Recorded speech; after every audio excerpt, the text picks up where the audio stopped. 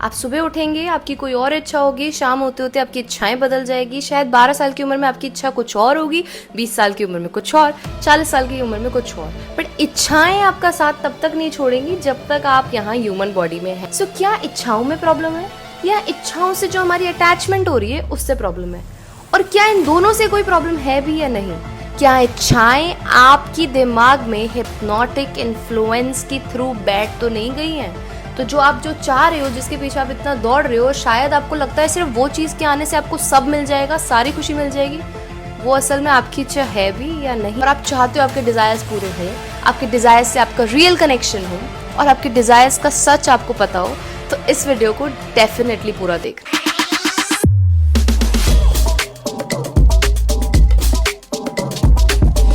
Hello everyone, that's your therapist Muskan Mangwani. Welcome to my channel, a channel that talks about mental health and everything related to your personal development. अगर आप अपनी mental health पे every week काम करते रहना चाहते हैं तो make sure आप इस चैनल को सब्सक्राइब कर लो। इस चैनल पे every week आपको आपकी mental health से related बहुत सारा कंटेंट मिलेगा जो फ्री में आपकी मेंटल हेल्थ को थोड़ा सा तो अपग्रेड डेफिनेटली करके जाएगा। आज हम बात कर रहे हैं मिमेटिक थ्योरी की। आप मानो या ना मानो, आपकी हर इच्छा, आपका हर डिजायर किसी ना किसी की कॉपी है। 95% लोगों को तो ये पता ही नहीं कि उन्हें एक्चुअल में चाहिए क्या। जिन्हें पता होता है उन्हें सोसाइटी मिसगाइड कर देती है कि जो तुम्हें चाहिए वो इनफ इम्पोर्टेंट नहीं है, पर जो सोसाइटी में एक्सेप्टेबल है वो इम्पोर्टेंट है, तो अपना रास्ता बदल लो। बेसिकली आप जो भी चाह रहे हैं 95% वो the theory of mimetic desire proof करती है। ये थ्योरी क्या बताती है? This theory proposes that human desire is not inherent और individual but rather learned and imitated from others. ये थ्योरी ये कहती है कि आपके जो भी डिजायर्स है वो या तो किसी को मिमिक करके या इमिटेट करके आए हैं, और बहुत कम चांसेस है, बहुत कम लोग इतने अवेयर हैं कि उन्हें इंडिविजुअली क्या चाहिए वो पता हो। ये चीज उन्होंने एक एक्सपेरिमेंट के साथ प्रूफ की। वो कैसे? उन्होंने एक रूम में बहुत सारे बच्चों को बिठा दिया, बच्चों के सामने बहुत सारे टॉयज रख दिए और एक बच्चे को आवाज देके अपनी तरफ पुल करने की कोशिश की कि वो आए।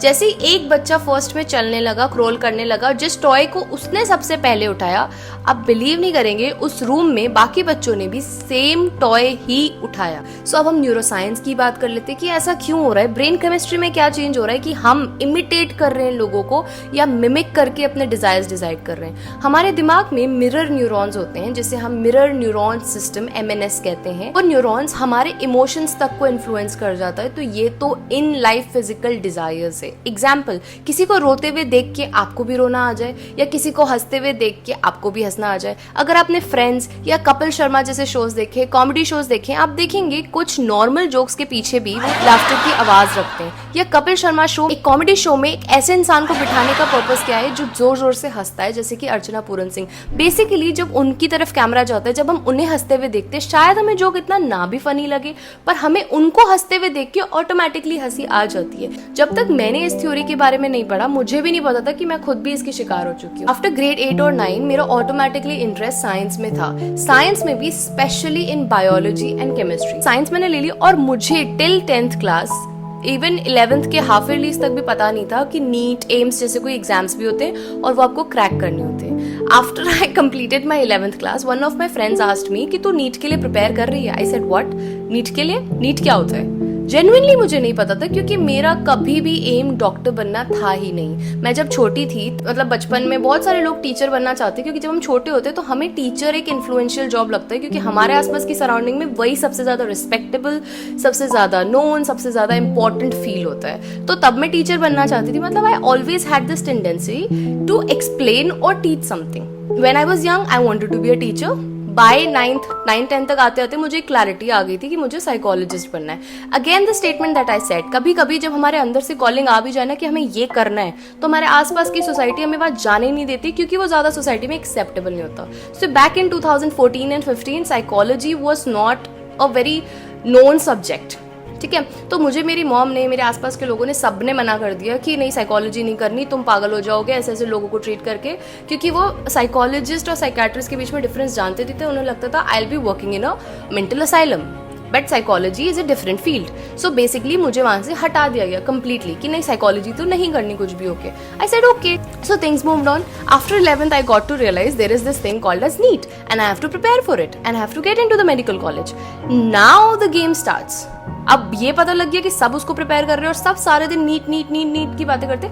आई started considering NEET as my prime exam. I started considering AIIMS नहीं निकला तो मैं तो हुई फेलियर। और इसीलिए इस होड़ में I left my friends, I left my things, I left every single thing that gave me fun just to see myself in AIIMS. My vision board had AIIMS Delhi, my notebooks had written AIIMS Delhi की scribbling करेगी, एम्स दिल्ली एम्स दिल्ली एम्स दिल्ली। एम्स दिल्ली तक तो नहीं पहुंची but मैं एक branch of AIIMS तक पहुंच गई। और वो पहुंचने के बाद, उस जर्नी पे जाने के बाद आई realised That's not where I belong. पर उस चीज पे पहुंचने के लिए, can you believe during my journey while I was preparing for AIIMS, while my semester was going on, I realized मैंने अपने आप को इतना उस चीज से अटैच कर लिया था कि एम्बुलेंस की आवाज सुनना भी मुझे अच्छा लग रहा था। I mean, आज I am the person, जब मैं एम्बुलेंस की आवाज सुनती हूँ, there is this instant prayer that comes out from my heart, but I don't want to visit the hospital. But at that time मैंने अपने आप को, या मेरे आसपास के लोगों ने मुझे वो चीज़ इतनी अच्छी दिखा ली थी कि मैं सब छोड़ छाड़ के उसके पीछे लग चुकी थी। That's where the mimetic Dzire केम।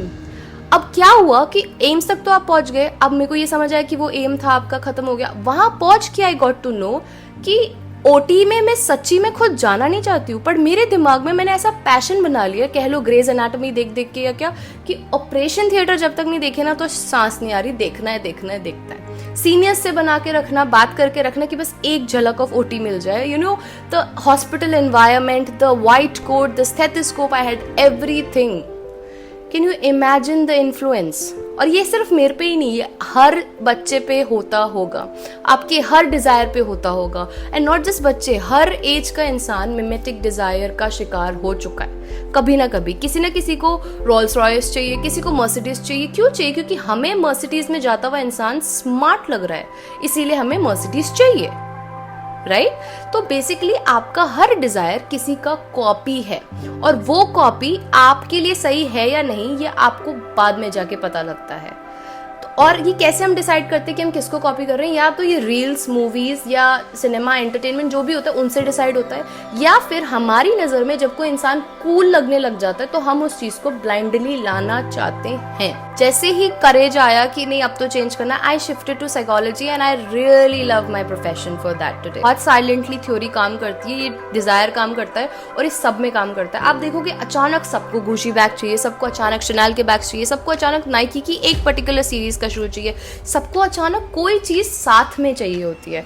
और क्या वो चीज सच में चाहिए होती है? वो चीज हमें इसलिए चाहिए होती है, सपोज जैसे किसी ने उसको सोशल मीडिया पे डाला और उसको बहुत सारे उसके लिए लाइक्स या व्यूज मिल गए तो अब वो सबको चाहिए, राइट? या किसी ने उस चीज से कोई ऐसी चीज अपनी पर्सनालिटी दिखा दी जो आपकी पर्सनालिटी से रेजोनेट कर रहा था, आपके इमोशन से, आपके थॉट से रेजोनेट कर रहा था, पर आपको लगा चीज रेजोनेट कर गई है तो आप चीज ले आए। यहीं पे ही बहुत सारे ब्रांड्स आज के टाइम पे अपना बिजनेस करते हैं। कैसे? वो इन्फ्लुएंसर्स को हायर करते हैं ताकि वो अपनी लाइफस्टाइल में वो पर्टिकुलर चीज यूज करके दिखाए, और वो यूज करते हुए हम उनसे रेजोनेट करें और ऑटोमेटिकली मिमिक करना चाहें under the theory of mimetic Dzire.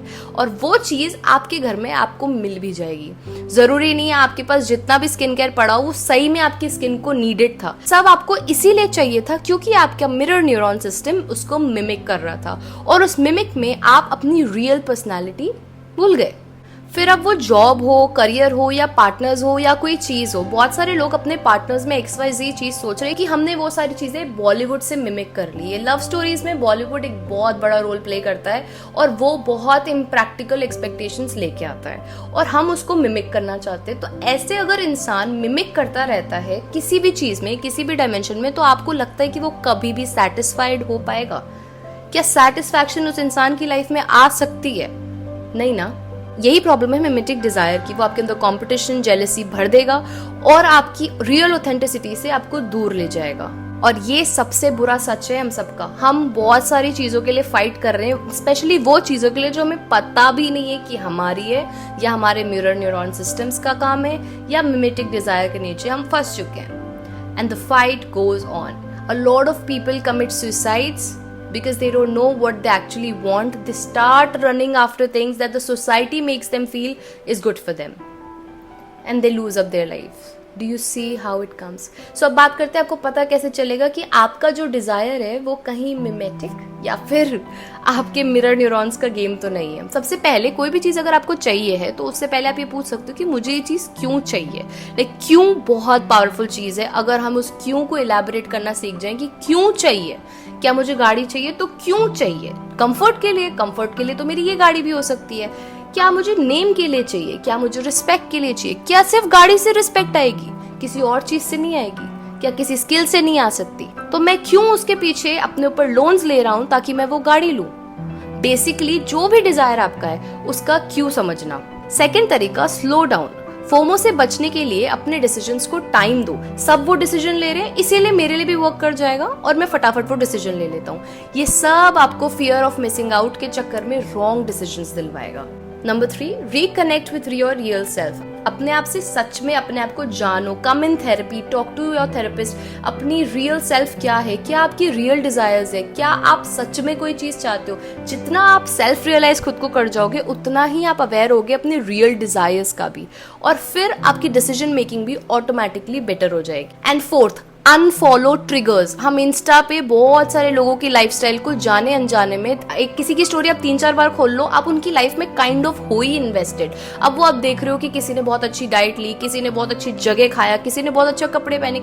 लोग सिर्फ वो दिखा रहे जो उनको कंफर्टेबल लग रहा है दिखाना या उनको डिफाइन कर रहा है. बट एक्चुअली हम लोग एज व्यूअर्स उन्हें उनका सच मान के अपनी लाइफ में परेशान होने लग जाते हैं और ये प्रॉब्लमैटिक है.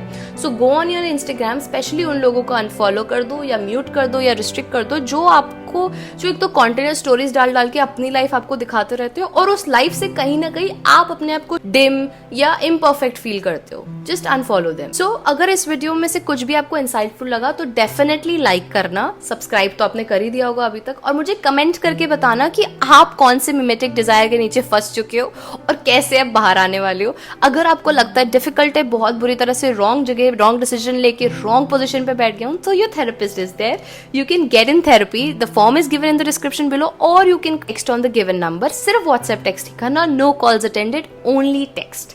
Okay?